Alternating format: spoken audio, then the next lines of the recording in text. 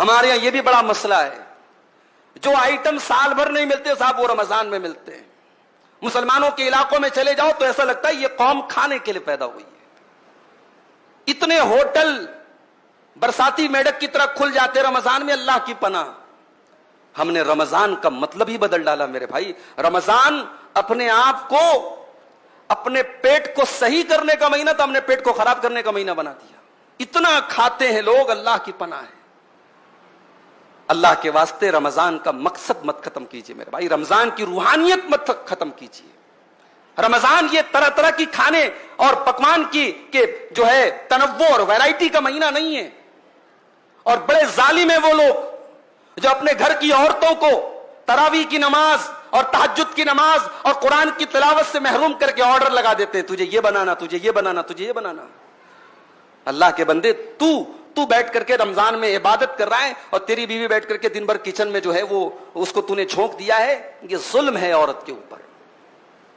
باقی 11 مہینے ایک سے ایک آئٹم کھاؤ، رمضان میں تھوڑی سادگی اپناؤ۔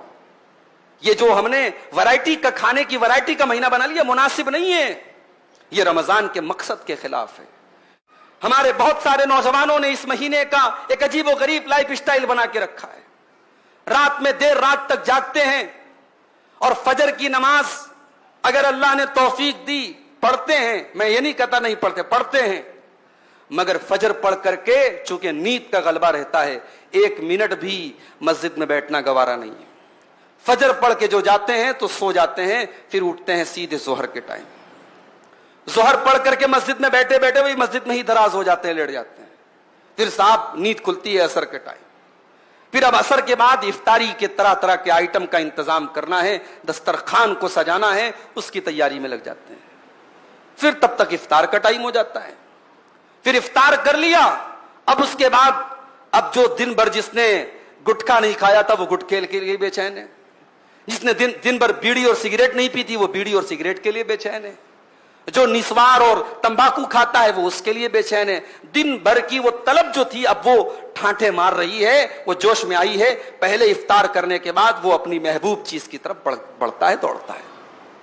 اس کے بعد اب وہ تراویح کی نماز آ کر کے پڑھتا ہے۔ یہ ایک لائف سٹائل ہم نے بنا کے رکھا ہے، یہ غلط ہے میرے بھائی۔ رمضان کو ہم نے سونے کا مہینہ بنا لیا ہے، رمضان کو ہم نے آرام کرنے کا مہینہ اور رمضان کو فضول چیزوں میں رات گزارنے کا مہینہ بنا لیا ہے۔ اللہ کے واسطے ایسا نہ کیجئے، یہ رمضان کی ناقدری ہے۔